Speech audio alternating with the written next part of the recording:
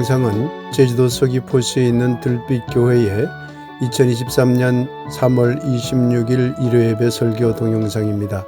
설교 제목은 진실로 하나님의 아들이었도다입니다. 이 동영상과 함께 소중한 시간 되길 기원합니다. 오늘 함께 생각해 볼 성경 말씀을 함께 읽겠습니다. 마가복음 15장 25절에서 39절 좀 긴 본문을 선택해 보았습니다. 함께 읽겠습니다. 때가 제3시가 되어 십자가에 못 박으니라. 그 위에 있는 죄패에 유대인의 왕이라 썼고 강도들을 예수와 함께 십자가에 못 박으니 하나는 그의 우편에 하나는 좌편에 있더라. 지나가는 자들은 자기 머리를 흔들며 예수를 모욕하여 이르되 아하 성전을 헐고 사흘에 짓는 자는 자여 내가 너를 구원하여 십자가에서 내려오라 하고 그와 같이 대제사장들도 서기관들과 함께 희롱하며 서로 말하되 그가 남은 구원하였으되 자기는 구원할 수 없도다. 이스라엘의 왕 그리스도가 지금 십자가에서 내려와 우리가 보고 믿게 할저다 하며 함께 십자가에 못 박힌 자들도 예수를 욕하더라. 제6시가 되매 온 땅에 어둠이 임하여 제9시까지 계속하더니 제9시에 예수께서 크게 소리 지르시되 엘리 엘리 라마 사박다니 하시니 이를 번역하면 나의 하나님 어찌하여 나를 버리셨나이까 하는 뜻이라. 곁에 섰는 자 중 어떤 이들이 듣고 이르되 보라 엘리야를 부른다 하고 한 사람이 달려가서 해면에 신 포도주를 적시어 갈대에 꿰어 마시게 하고 이르되 가만두라 엘리야가 와서 그를 내려주나 보자 하더라. 예수께서 큰 소리를 지르시고 숨지시니라. 이에 성소귀장이 위로부터 아래까지 찢어져 둘이 되니라. 예수를 향하여 섰던 백부장이 그렇게 숨지심을 보고 이르되 이 사람은 진실로 하나님의 아들이었도다 하더라. 말씀을 받습니다. 아멘. 네, 오늘은 진실로 하나님의 아들이었도다 라는 제목으로 말씀을 함께 생각해 보겠습니다. 예수님이 살았던 1세기 전후에는 자칭 메시아, 타칭 메시아가 많았습니다. 우리는 흔히 메시아, 그리스도 그러면 예수님만 생각하지만 그러지 않습니다. 그 당시에는 자기 스스로 나는 메시아다, 나는 그리스도다 이렇게 주장했던 사람들이 많습니다. 또 자기 스스로는 그렇게 생각하지 않았지만 일반 민중들이 어떤 사람을 일컬어서 저분이야말로 메시아다, 저분이야말로 그리스도다 이렇게 이야기했던 사람들도 많습니다. 성경에도 보면 나옵니다. 여러분들이 오늘 함께 읽은 본문에도 나오지만은 예수님 옆에 두 명의 강도라고 되어 있죠. 밀란 주도자, 밀란을 일으킨 자라고 되어 있죠. 두 사람을 같이 십자가에 못 박았습니다. 그 중에 한 사람이 누구죠? 바라바죠.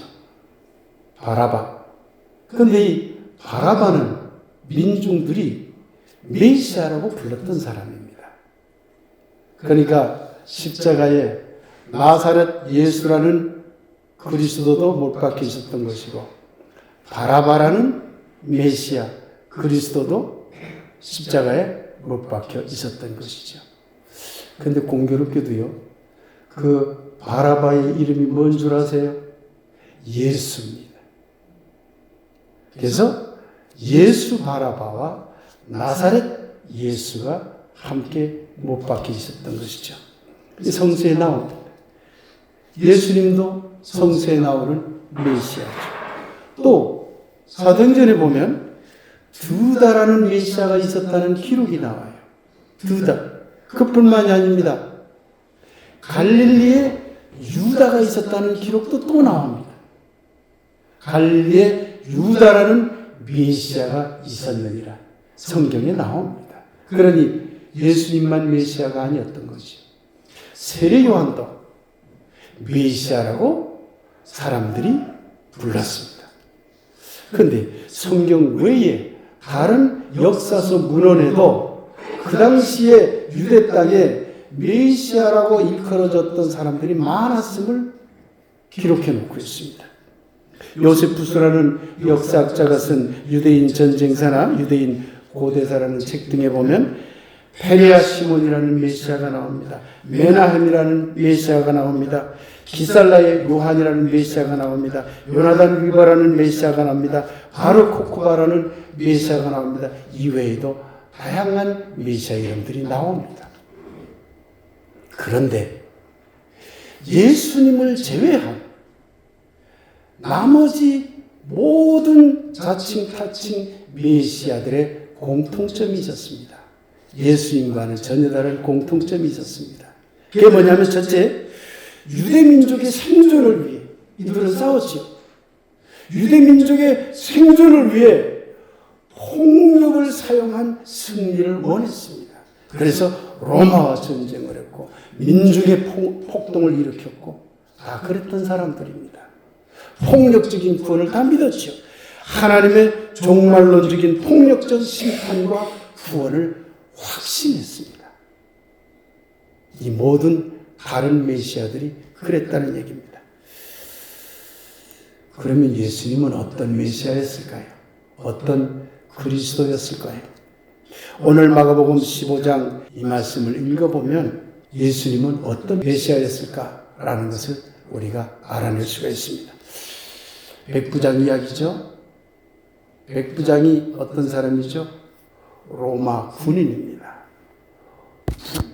그 백부장 밑에 100명의 부하들이 있습니다.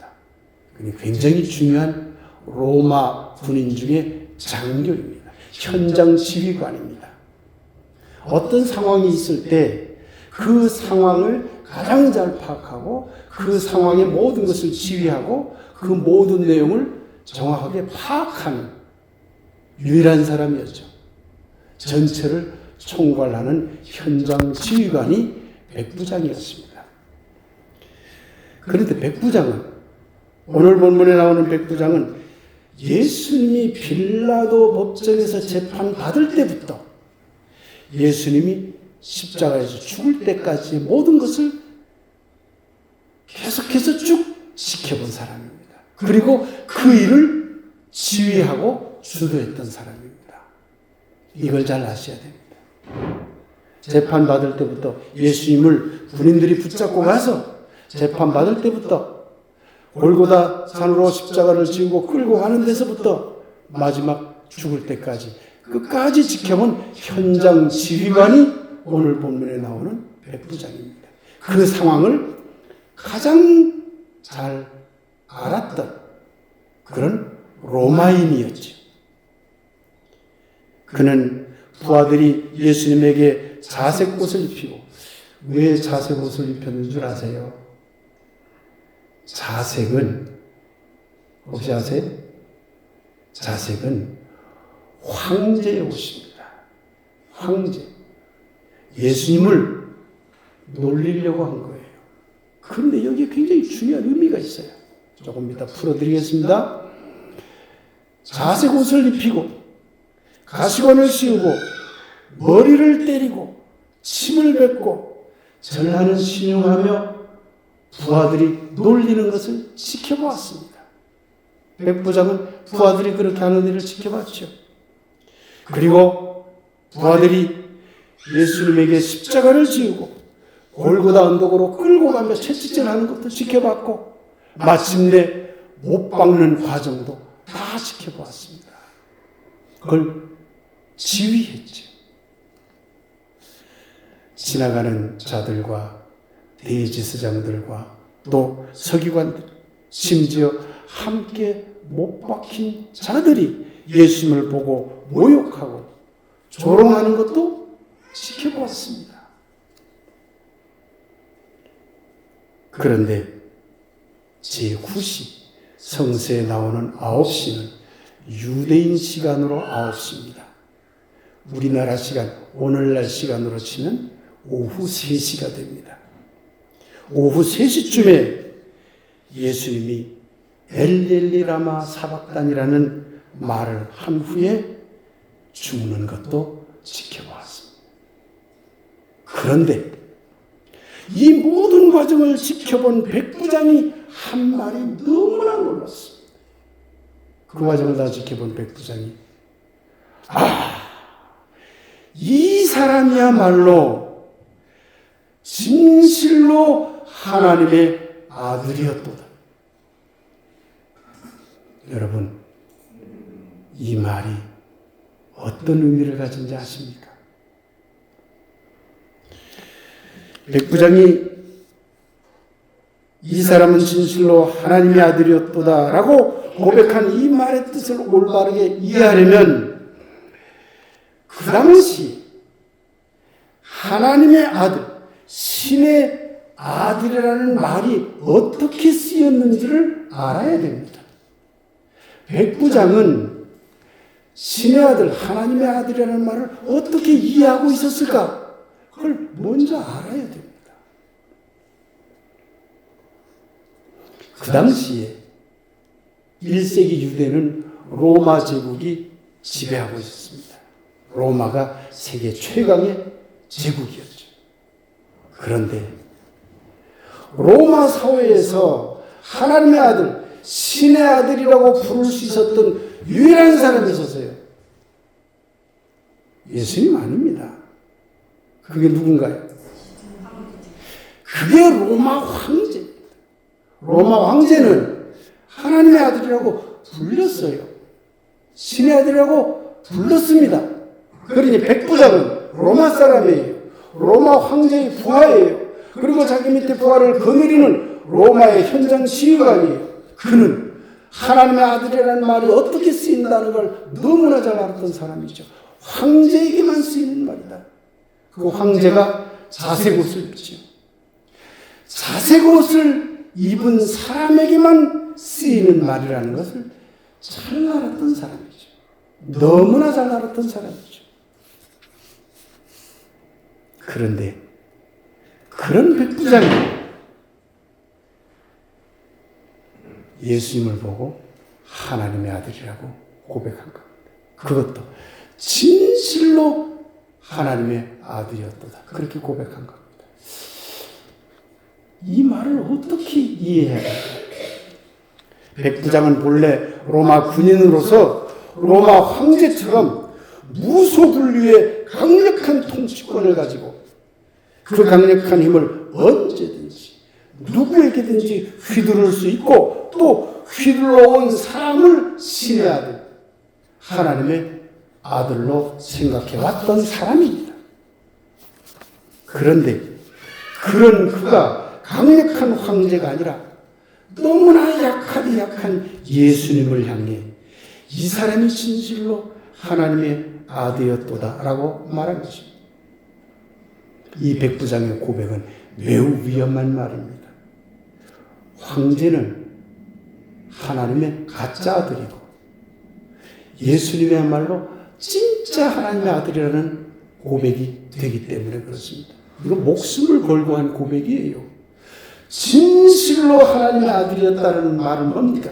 진짜로 하나님의 아들은 예수라는 얘기 아닙니까? 그러면 이제까지 황제를 하나님의 아들로 믿어왔는데 그 황제가 하나님의 아들이라는 건 거짓말이라고 고백한 것과 같은 말이죠.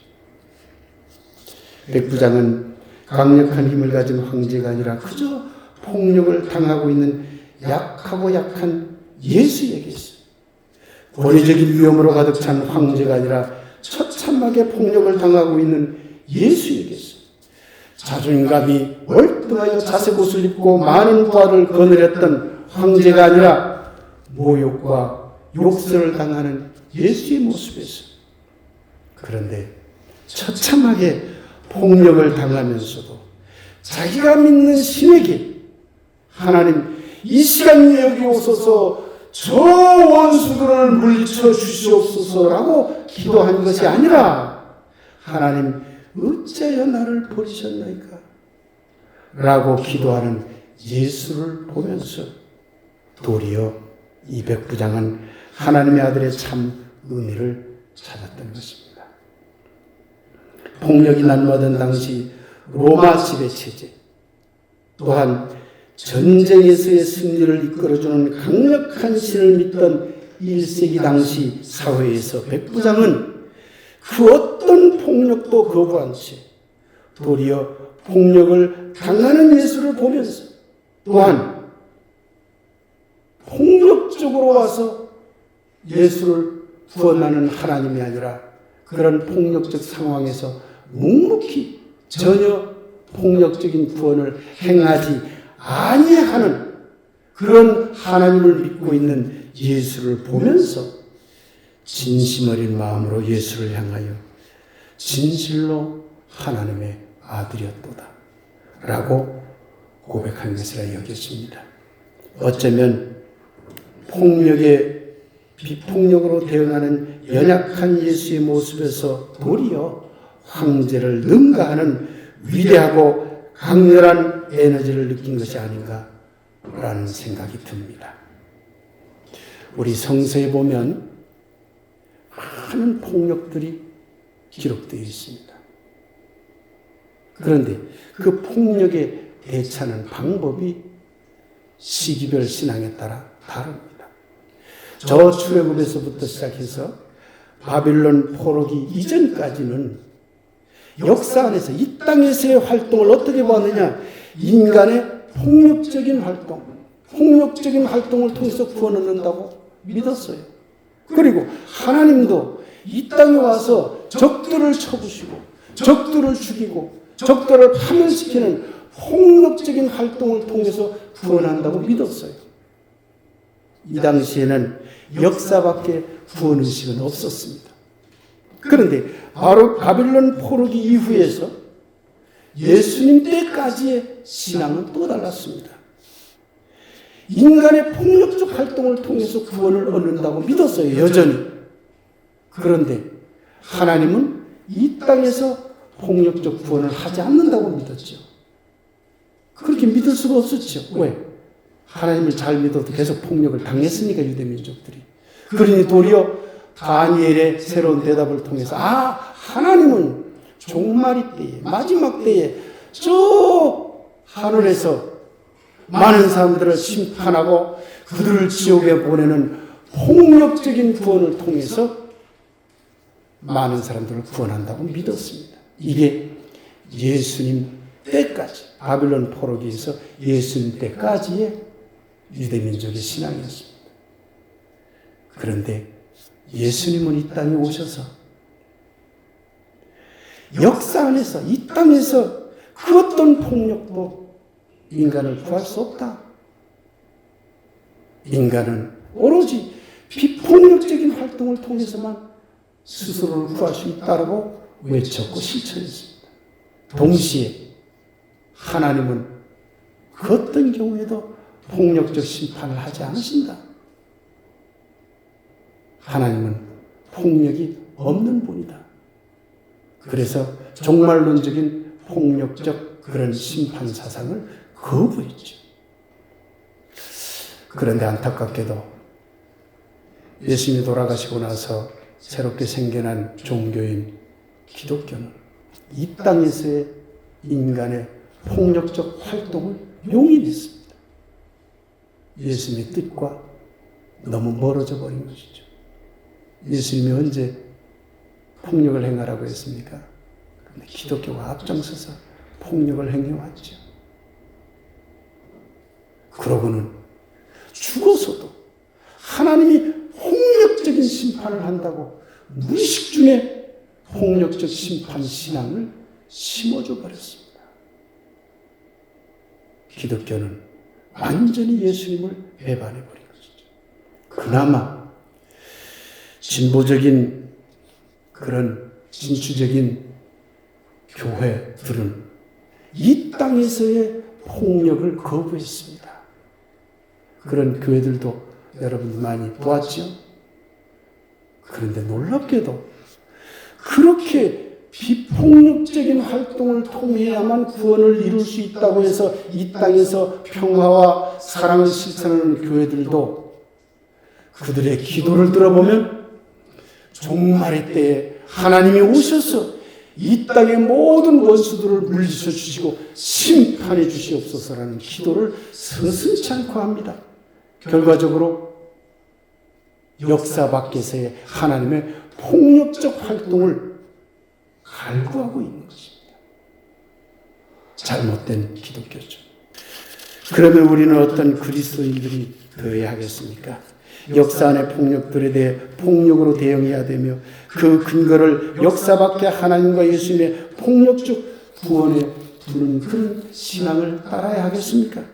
걸프만 전쟁 여러분 부시 대통령이 가서 때려 부셨죠.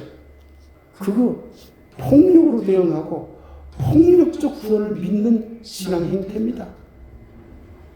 천당 지옥을 강요하는 교리들, 그 폭력적 하나님을 믿으라는 거예요.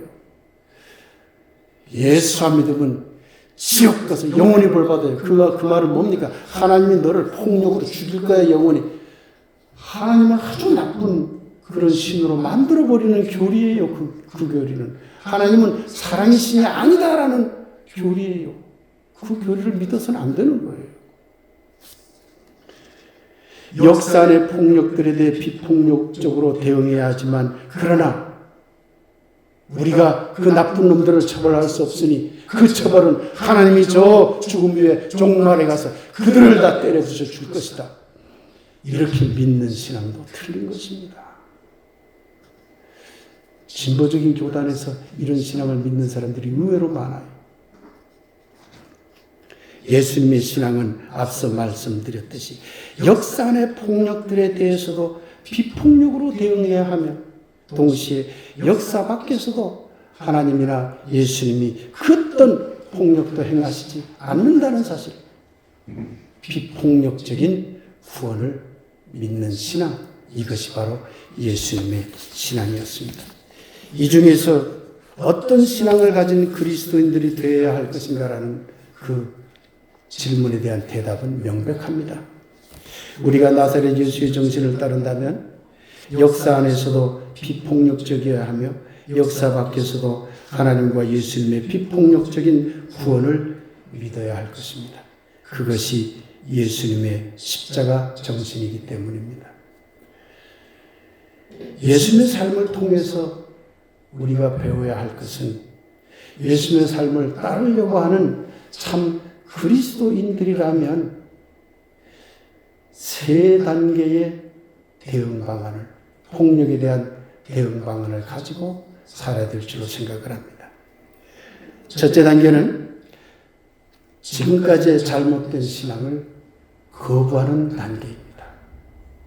지난 몇 주의 설교를 통해 여러분과 함께 생각해 보았듯이 예수님은 이 땅의 지배체제와 하나님의 신적 지배체제의 폭력성을 거부했습니다. 그렇다면 우리도 그래야 합니다.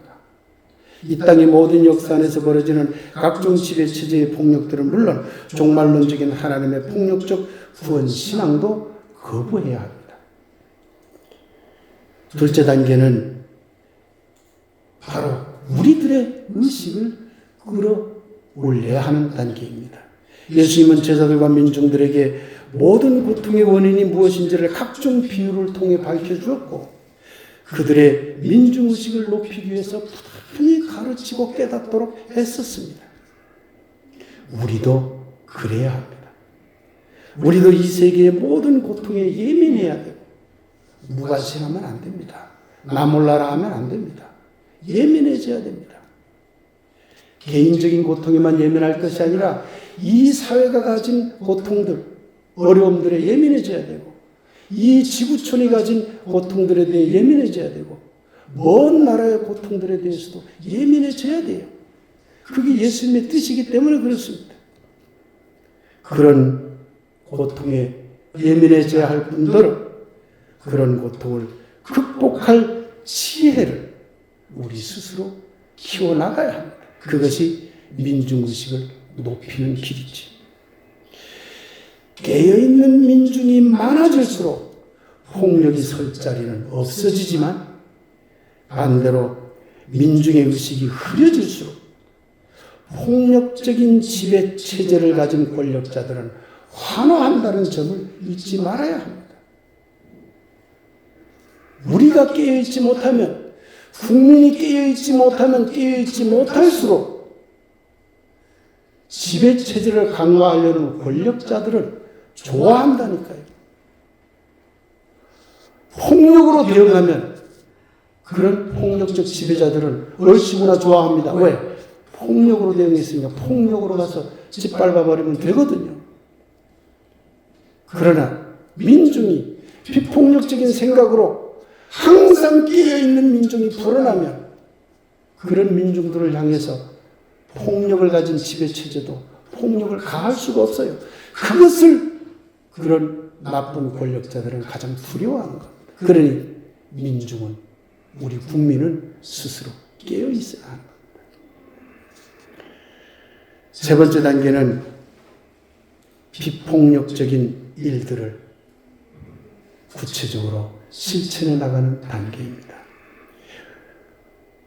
이 실천 단계에서도 세 가지 일이 있습니다. 우선 예수님은 모든 지배체제들이 가지고 있는 구조적인 폭력성을 들추어내고 폭로하는 일에 나섰습니다. 우리도 그래야 합니다.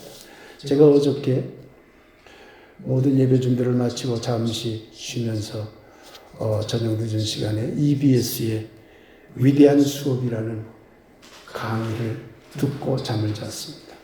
그 위대한 수업을 듣고는 너무 놀랐습니다. 너무 놀라가지고 내 생각과 똑같은데 내가 미처 몰랐던 것은 농업에도 그게 일어나고 있다는 걸 몰랐던 거죠. 종자의 독식은 지배체제의 폭력이라는 거예요. 구조적인 지배체제의 폭력이라는 거예요. 왜? 자생적인 자기들의 종자를 쓰지 못하도록 철저하게 막아버린대요. 쓸 수가 없다는 거예요. 그러니 똑같은 품종만 가지고 써야 되고 똑같은 품종에서 상품화해야 되고 그러니 다양성은 다 죽어버린다는 거예요. 다양성을 죽이는 획일화가 뭡니까? 그게 폭력이거든요. 저는 그 생각을 못했어요. 농업에도 일어나고 있고 수산업에도 일어나고 있고 종교에도 일어나고 있고 문화 속에서도 일어나고 있고 우리 교회는 국악적인 찬양도 부릅니다. 가스펠적인 찬양도 부릅니다. 찬송가적인 찬양도 부릅니다. 독일적인 찬양도 부릅니다. 미국적인 찬양도 부릅니다. 다양한 스타일의 찬양을 부르려고 왜 우리가 노력할까요? 문화의 다양성이 곧 하나님의 생명력을 키운다는 것을 제가 알고 있었기 때문에 어떻게 하면 여러분들에게 다양한 걸 경험시켜주기 위해서 애쓴 거죠. 그런데 농업에도 그런 구조적인 지배체제가 강력하게 들어있더군요. 너무 놀랐습니다. 이렇게 모든 분야에 스며들어 있는 지배체제의 구조적인 폭력성을 들추어내는 일에 그리스도인들이 참여해야 합니다. 그러지 않을 바에야 무엇하러 예수를 믿으세요? 교회 일주일에 한 번씩 나와가지고 적당히 믿어가지고 천당 가는 티켓 받으려고요? 그런 천당 없습니다. 그럼에도 악과 지배체제를 일으키는 원수 같은 자들은 많습니다. 그럼에도 불구하고 예수님은 그 모든 악과 원수에 대해 보복이 아니라 연민과 사랑으로 용서하고 치유하려고 했습니다. 이 점은 너무 어려워요. 원수를 사랑하라는 말이 정말 어렵다는 말입니다. 그러나 너무나 어려운 일이지만 우리도 그래야 합니다. 왜? 바로 그 예수를 믿는 자들이기 때문에 그렇습니다. 그래서 그리스도인들은, 진정한 그리스도인이라면 진정한 복수, 진짜 보복은 폭력으로 가서 그들을 때려 부수는 게 아니라 악과 원수까지도 그들에게 연민을 보내고 그들을 용서하고 그들을 사랑함으로써 그런 자들조차도 선한 우리의 친구가 되도록 만드는 일이 진정한 복수라는 것을 기억해야 합니다. 주먹으로 가서 쥐어박는 게 복수가 아니고 그들을 사랑으로 품어버리는 것, 그것이 진정한 보복이라는 말입니다. 세 번째로 예수님은 십자가의 길을 가면서까지 모든 폭력에 대해 비폭력으로 저항하였습니다. 그러니 우리도 그 어떤 폭력에도 비폭력으로 저항해야 합니다. 폭력에 대한 비폭력적 대응은 참으로 무력하고 참으로 처참하고 참으로 비루해 보이기까지 합니다. 여러분 그런 경험 없나요? 저는 그런 경험이 있어요. 제가 어떤 일을 하려고 했을 때 제 앞에 나타나서 공격하는 사람들을 봤지요. 그럴 때 공격하고 싶은 마음이 저에게 없을까요? 저도 소리 지르면서 가서 쥐어받고 싸우고 싶은 충동이 없을까요? 그러나 그걸 참아내고 고개를 숙여 할 때의 그 심정, 그 처참함과 그 비루함을 여러분은 느껴보았습니까? 저는 조금은 느껴봤던 사람입니다. 그런데 백부장이 진실로 하나님의 아들이었도다라고 고백한 것은 예수님의 그 처참하고 비루하기까지 한 비폭력적 대응의 나약함 속에서 도리어 폭력을 기꺼이 당할 수 있는 위대한 용기를 발견했기 때문이라는 점을 우리는 기억해야 할 것입니다. 그래서 우리도 기꺼이 폭력을 당할 수 있는 위대한 용기를 키워나가야 합니다. 우리 교회는 지금까지 첫째 단계와 둘째 단계의 길을 부단히 걸어왔습니다. 부분적으로는 셋째 단계의 일도 해왔습니다.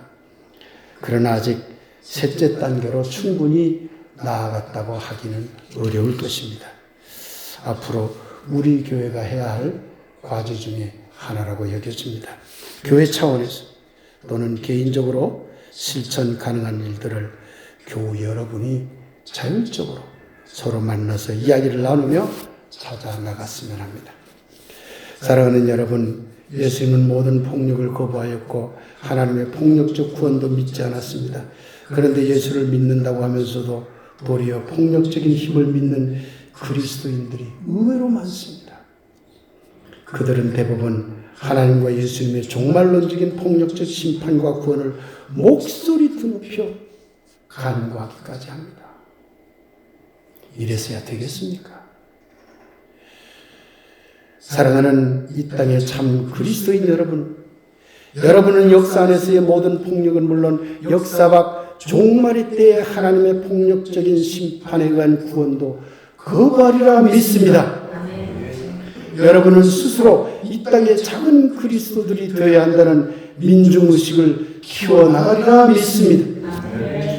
그리고 마침내 이 세상의 그 어떤 폭력적 지배체제에도 다양한 방법으로 비폭력적인 저항에 나서는 여러분이 되리라 믿습니다. 그렇지 않으면 예수를 따르는 것이 아니라 배반하는 것이 되기 때문입니다. 사랑하는 이 땅의 그리스도인 여러분 모두가 민중 그리스도 의식을 일깨워 이 나라와 이 사회의 모든 폭력적 지배체제를 들추어내고 사랑으로 악과 원수까지도 치유하며 마침내 그 어떤 폭력에도 비폭력으로 저항하는 다양한 일에 나서는 진실로 용기 있는 민중 그리스도들이 되시기를 예수님의 이름으로 간절히 축복하며 기원합니다. 저항하라 비폭력으로 라는 주제로 잠시 말씀 묵상을 드리겠습니다.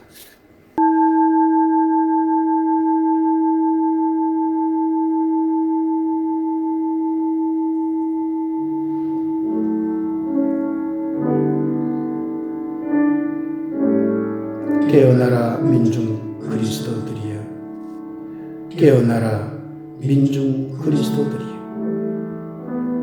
그리고 들추어내라 지배체제의 폭력성을, 그리고 치유하라 모든 악과 원수까지도, 그리고 저항하라 모든 폭력에 대해 비폭력으로. 오 하나님이시여, 기꺼이 폭력을 당할 수 있는 예수님의 십자가 용기를 담게 하소서. 아멘.